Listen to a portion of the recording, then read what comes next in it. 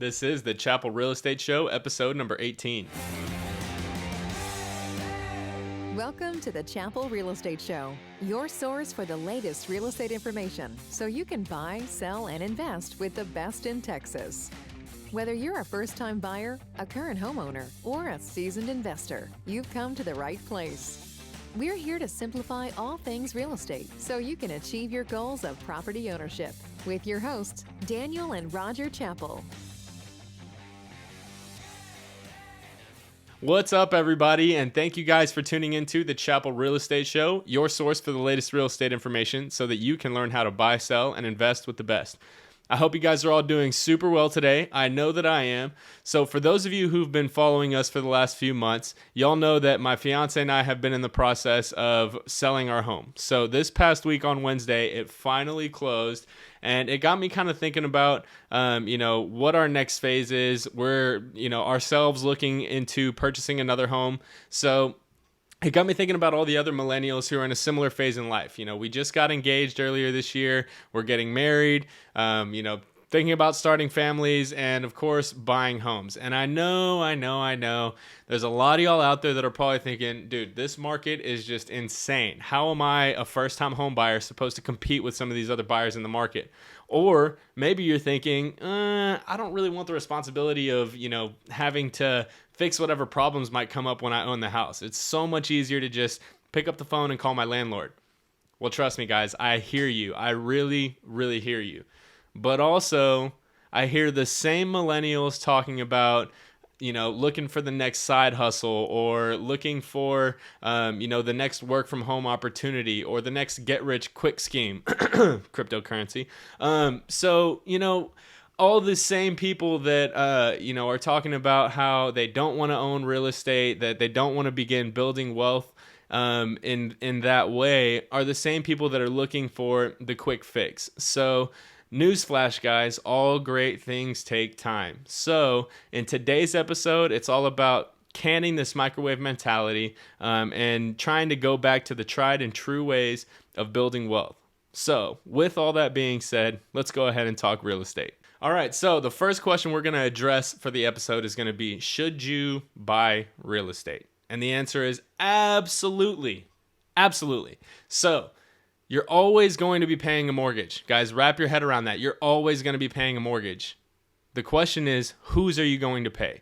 So let's talk about, rent in general. I know, I get it. It's convenient. It's great to not actually be responsible for, the issues that may arise in the property. Maybe you're one of the people. I personally hate moving, but I know a lot of people that really just enjoy the change of scenery every now and again. And every 1 or 2 years, they want to switch apartments or go look for another house that's somewhere else. Or maybe they want a bigger backyard, or, as we all saw in COVID, needs change, and they change relatively quickly. So for a lot of the people that are living for today, they're maybe not thinking, what am I going to need 2-3 years down the line from now? They're really, focused on today. And that's perfectly fine. But that is where, we want to try to help guide these people into making a little bit better, more sound financial decisions. So I hope you guys got to listen to the episode last week. It was all about your personal finances. It was our special Mother's Day episode. My mom got to join us on the episode.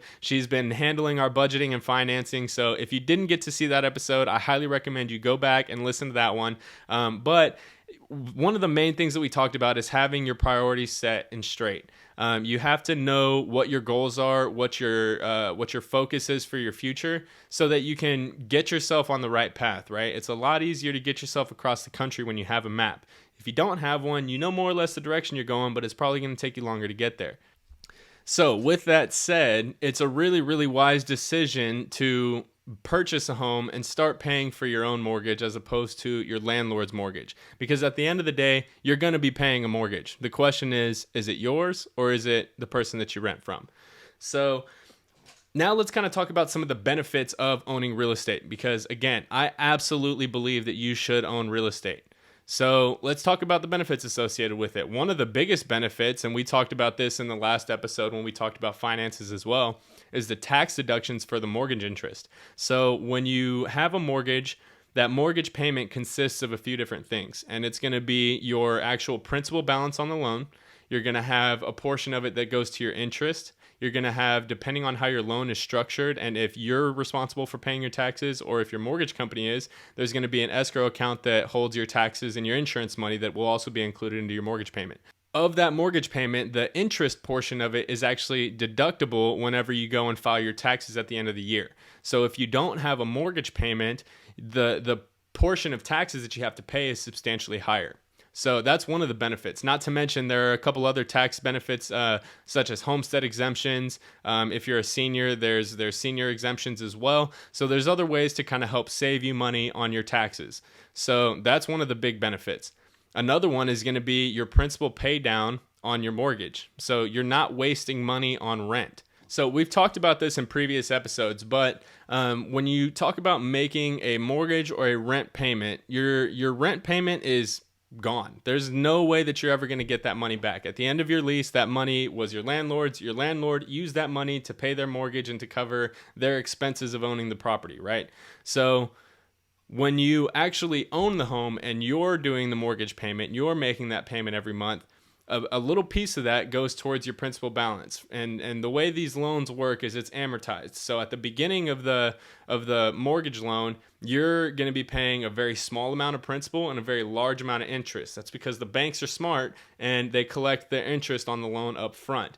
And that shifts as the loan progresses. So as you move through the loan, the principal amount increases as the interest decreases. So then when you actually get to that final payment, the last payment is all principal. So when you have your money put into a real estate asset, it is an asset. And in most cases, it's an appreciating asset. So it's a forced savings account that pays you as the property appreciates. In addition to that, every month you actually get to chip away at the principal balance. So the first year or 2 years, you're not going to build up a ton of equity very quickly. But just like, most other investment strategies, there's a compound effect to it. So once you actually get to that point where you've started to chip away at the interest, your principal payment is going to grow more and more and more in an exponential rate. So, it's a really, really great way to continue to build wealth, because it's not actually, we'll talk about this a little bit further down the episode, but when you buy a mortgage, it's not really spending money. It's more transferring money. Really, you're taking your cash and transferring it into a tangible asset that appreciates. So that money's not gone. It's just been transferred into a different holding account, if you will. It is an appreciating asset. That is one of the biggest benefits of real estate, because people are always going to need a place to live. So, the average rate of appreciation, I think, across the entire country is about 3%. But this last year, in a lot of different markets, in most of the markets around the country, we've seen a substantial amount more than that. So just keep that in mind. Appreciating assets are great to have in mind. To have in your portfolio. So, and then lastly, I like to say it doesn't cost you anything. And what I mean by that is that it's an asset. The money that you used for that down payment was not money spent, it was money transferred. So if you put a 10% down payment on a $200,000 house, that means that you're putting $20,000 down, right? That $20,000 that you've used as a down payment is in your property as equity. And as you continue to pay, and the property appreciates, that equity position will only grow. Now, there are times in the market where you might see a little bit of a dip, but over time, real estate has a tendency to be very, very, very forgiving. So, it is a really phenomenal place to put your money. And, don't look at it as money spent. It's not money spent. It's money transferred, because you're going to be able to get that back whenever it comes time for you to sell it. Or there are some other ways that you can leverage against your asset by doing a home equity line of credit, a cash out refinance. There's ways for you to access the equity that you have in your home once you have enough of it. So again, real estate is a phenomenal, phenomenal thing. And compared to rent, you're never going to get your rent money back. You're going to get a majority of your mortgage payments back. Now, when I say that it's free, it doesn't cost you anything. There are costs associated with owning a home, of course. You're going to have to pay your closing costs. You have taxes, you have repairs, you have capital expenditures. But over time, the appreciation and the loan pay down will typically outperform all of those expenses. That's why real estate is one of the tried and true ways to build wealth, because it appreciates and the appreciation outperforms the expense. That's where you talk about your spread on your investment. What does it cost you to have the asset versus how much it makes you? And that's where, real estate truly stands apart. All right, so we've kind of touched on the reasons why I think you absolutely should be purchasing real estate. Now let's talk about some of the common reasons why people don't buy real estate. And these are reasons that I've heard from my own personal experience dealing with my own clients, my friends, my family.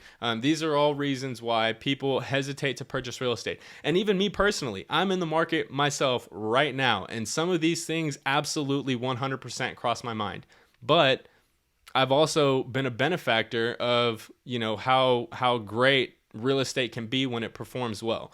So let's talk about some of these common reasons. Reason number one, it's too expensive. I can't afford the down payment. I can't afford the closing costs. Well, I would argue that you just haven't made it a priority to afford the down payment and the closing costs. So let's talk about, again, we're going to tap back into the finances. I'm glad that this episode came up right after we did the finance episode. There's a book called The Latte Factor. And basically what this book is about is finding out what your latte factor is. Now, by latte factor, what it means is a lot of people have, their thing, right? They have their habit that they're into, whether it's picking up your Starbucks in the morning. Maybe you like to go to Einstein's Bagels and pick up a little breakfast. Maybe you are just absolutely in love with your little spicy McChicken on your break. Whatever it may be. Everybody has a little what they call the latte factor. So the whole idea behind this book is figuring out what your latte factor or factors are and using them to help you increase your savings, right?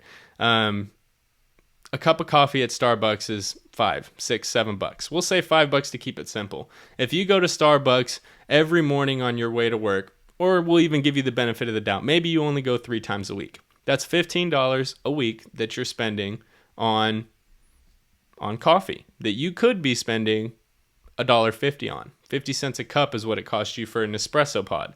And that's on the expensive side when you talk about your home coffees. So, it's a choice. So that money adds up very, very quickly over time. So then you talk about, okay, that's $60 a month just in your coffee.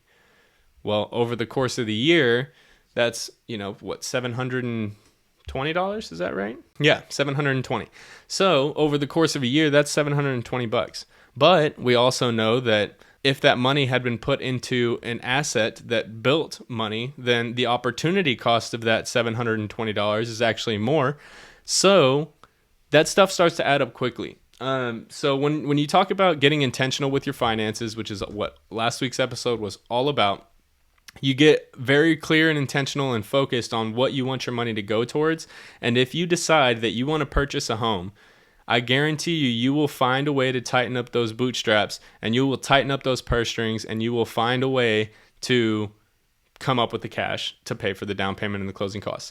Now, that's also assuming that you aren't able to take advantage of other loan programs. So there are a lot of different ways for first-time buyers to get into homes. If you're a veteran, you have the VA available to you, which allows you to put zero down. If you live in a rural area or are okay with a longer drive to work, then rural areas are accessible to USDA loans, which can also have zero down.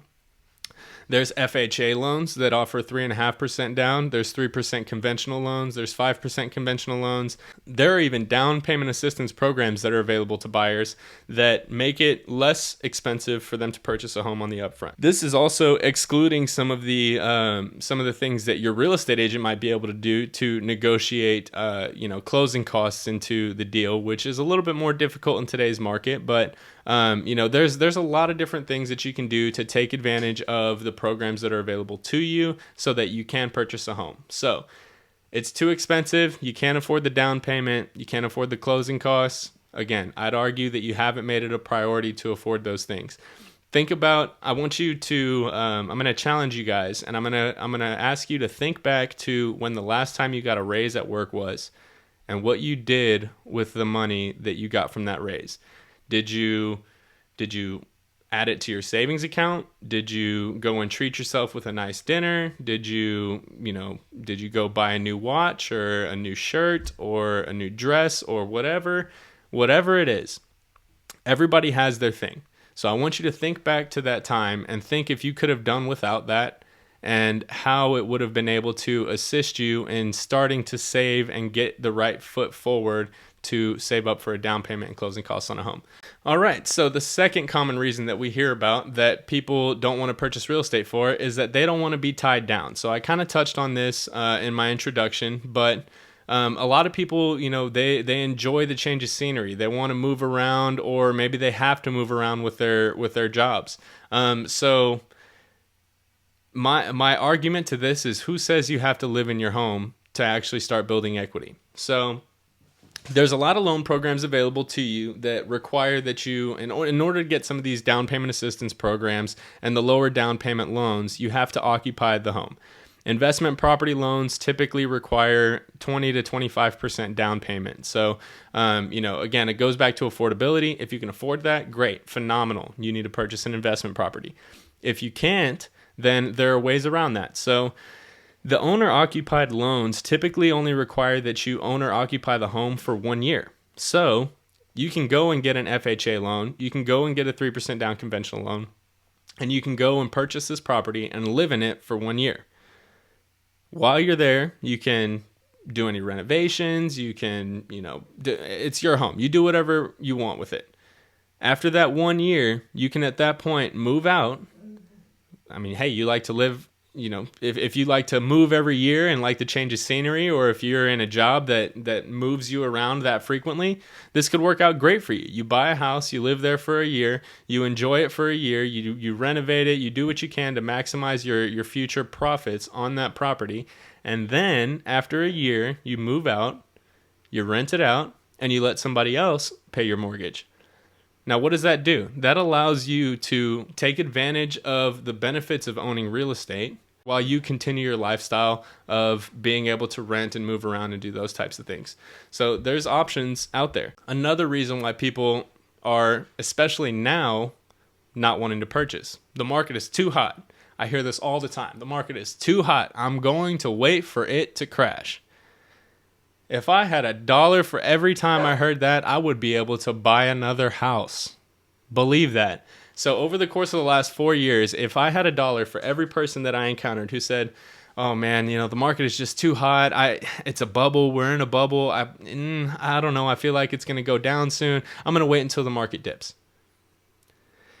I've never heard of anyone purchase real estate for the long term who said, "Oh, I regret making that purchase," because real estate over time is very, very forgiving. And just like any other market, it is cyclical. There are ups, there are downs. You might pay a little bit more for a property than what it's going to be worth in a year.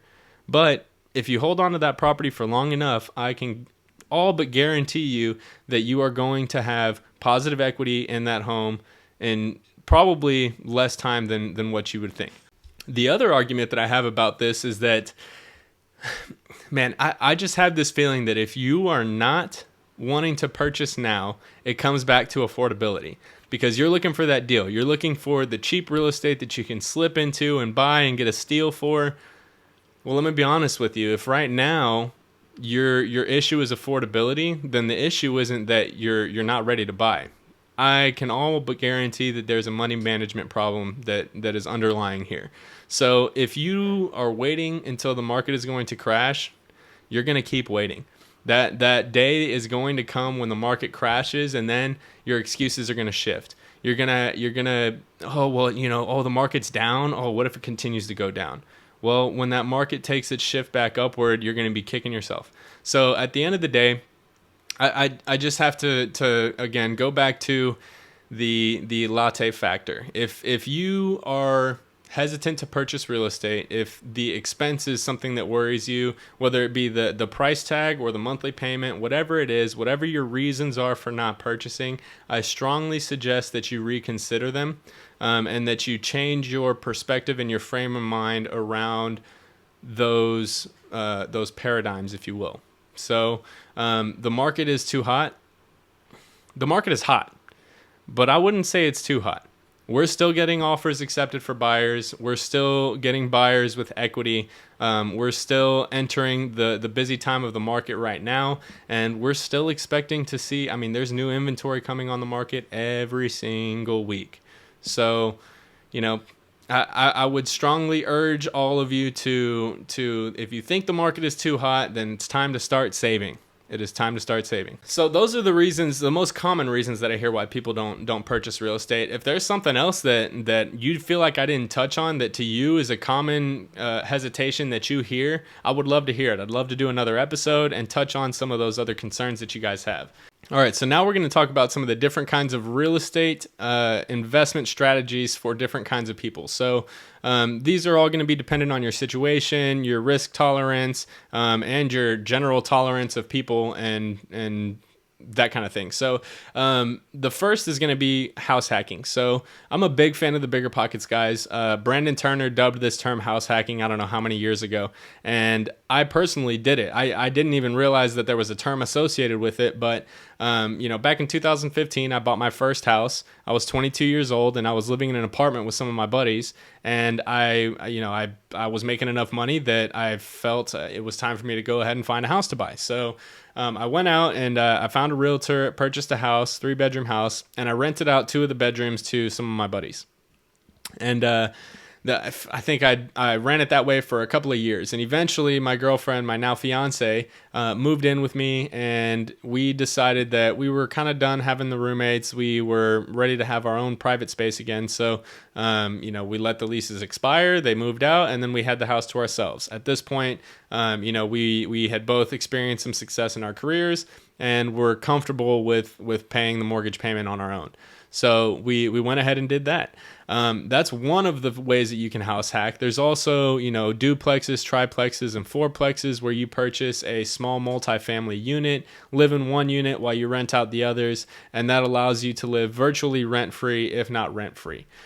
So that's a great way to get into it. It's a great way if you're first getting started, or if you're looking to, build a real estate portfolio and are willing to make some sacrifices, then doing that is one great way to do it. Another strategy is what I like to call the live-in flip or the live-in BRRRR. So again, back to the Bigger Pockets guys. David Green wrote the book on BRRRR, and the BRRRR stands for buy, rehab, rent, refinance, and repeat. So a live-in flip or a live-in BRRRR is going to be where instead of a BRRRR strategy is a very quick strategy. So it's you identify a property, you buy it, you rehab it right away, and you get it on the market as quickly as possible for rent. Once you have it rented out, you then refinance it, pull your equity out, and take it and go and purchase another property and do it all over again. So it's a very sophisticated way of investing, but the deals are a little bit more difficult to come by. And the reason for that is because a very profitable BRRRR is going to require that you are able to purchase it for well below market value in order for the numbers to really make sense. So BRRRR deals, while very simple, they're hard to come by. You're going to have to do a lot of prospecting. You're going to have the right relationships, or you're going to have somebody who's doing that prospecting for you and identifying and locating these deals on your behalf. So that's the BRRRR strategy. The live-in BRRRR strategy is a little bit different. So it has a little bit more flexibility, in my opinion, with the purchase price because you're actually going to be living and using the property. So instead of buying it, rehabbing it, and renting it right away, you buy the property, move into it, and then you do like a live-in flip. You spend the time doing the new flooring, the crown molding, upgrading the bathrooms and the countertops and the kitchens and all that kind of stuff. And you do that while you live in the property. For my fiance and I, we started as a house hack and then kind of shifted into a BRRRR, like a live-in BRRRR. So after the first 2 years of us having tenants in place, the tenants moved out After they moved out, we went and got new flooring. We put crown molding in. We got new carpet throughout. We did some upgrades to some of the appliances, and did a few of those things so that when it did come time for us to sell the property or rent it out, we could get top dollar for it. So that's kind of the live-in flip strategy, or the live-in BRRRR. You move in, you do all the renovations while you live there. When you're ready to move out, you move out, and then you either sell it and get top dollar for it, or you rent it and get top dollar for it because you've already put all the money into the rehab to make sure that it's rocking and rolling. Another strategy is going to be, for a little bit more of the people that are just ready for something real quick and easy. The live-in BRRRR is great if you want to, have a home to live in without having to share the space with your tenants or anything. And it's great for, the DIYers, handyman, or just people who aren't afraid of living through a renovation. Turnkey is going to be great for somebody who's really just looking for something nice that's move-in ready, that they can live in for as long as they necessarily need so that they can start building equity. So this is another great thing to do. This is what most of your first-time home buyers are going to be in the market for, is just a house that they can move into, not have to worry about. They don't want to have to worry about issues coming up because it's the first time they've ever owned a property. So, this is another great way to do it. Another way to get into real estate would just be simply rental property investing. So again, this kind of goes back to people that are, changing scenery very, very rapidly. Maybe they relocate for a job annually, whatever it may be. Like I said, you don't have to live in your house to start building equity. So this is a great way to go out, purchase a property, let somebody else live in it, pay the mortgage, and in the meantime, you get to continue renting and moving, but you still get to take advantage of all of the benefits of owning real estate. The mortgage interest deductions, you get to take advantage of the appreciation and the mortgage pay down from your tenant. So phenomenal way to get into real estate. So again, just to recap: house hacking, live-in flipping and BRRRRing, turnkey strategy, and rental property investing. Now, the last one is going to be just to rent. Now, this is for the financially ignorant and those who want to continue building somebody else's wealth. Now, I kind of say that harshly and somewhat jokingly, but in all honesty, you guys really need to make it a priority to purchase real estate in your future. And, I say this because I personally recently benefited from this, right? I purchased my house at the age of 22 for $180,000. Over the course of 5.5 years living there, it cost me around $100,000 to own and maintain the property. $100,000 over the course of 5.5 years. When we sold the property, we made upwards of $160,000. So, over the course of that 5-year period, rather than wasting money on rent that we would never see again, we, again, didn't spend money. We spent $100,000 maintaining the property, maintaining the mortgage payments, doing all the repairs and everything that we did. And then when we sold it, we made $160,000. So we actually made $60,000 plus we made back all of the money that we put in and invested into the property. So this is where real estate really hits you with wealth building from all these different levels, right? Because you get the loan pay down, you get the appreciation, you get the tax deductions, which save you money every year. And in turn, all of that gives you this perfect little recipe to continue to build and grow your savings so that you can then invest in other assets such as gold, real estate, stocks, bonds, ETFs, cryptocurrency, if that's your thing. It's really something you need to take advantage of. Real estate is a phenomenal thing. Obviously, I am obsessed with it. There's a reason why I enjoy coming to talk to you guys about it every week, why I work with my clients, and why I personally try to build my wealth through real estate. I truly believe in it, and I believe that if you're not in it, then you're a step behind. You are behind the game. Alrighty, guys. Well, thank you so much for tuning into the show. I hope that y'all got some value out of it, and I hope that you didn't take it too harshly. Like I said, real estate is something that I'm very, very passionate about. I truly believe in the ability of building wealth through real estate. So, I share this information with you because I don't want this to be a secret. I want everybody to know and understand that real estate can and will work for you. So please, if you have any questions, if there's anything that wasn't covered, or maybe you have questions about something that was covered, please reach out to us. We would love to make another episode for you. Or, we are real people on the other side of this. Feel free to give us a call. Our number is on our website. Give us a shout. We'd love to talk with you and have some one-on-one time to, help build your specific strategy for your real estate career, your real estate investing, and, whatever you want to do and accomplish with real estate. So, again, referrals. We say it every episode. We want to help you. So if there's anything that we can do for you, whether that be connecting you with somebody who you need a project completed, or if it's connecting with us directly so that we can assist you with your next home purchase, please don't hesitate to let us know. Share our podcast with your friends and family. We're on everywhere that podcasts are found. We're on YouTube. If you're curious about what we look like, you've been listening to us, but you have no idea who we are or what we look like, find us on YouTube. You can come check out my scraggly beard and all that fun stuff. So, guys, thank you again for tuning into the show. I can't wait to see you guys next week, and let us know what you want to hear about next. I hope y'all have a great day, and we'll see you next time. Take care. Thank you for joining us this week on the Chappell Real Estate Show. If you enjoyed this episode, share it with a friend and leave us a review. Find us on social media at Chappell Realty Group and online at chappellrealtygroup.com. Until next time.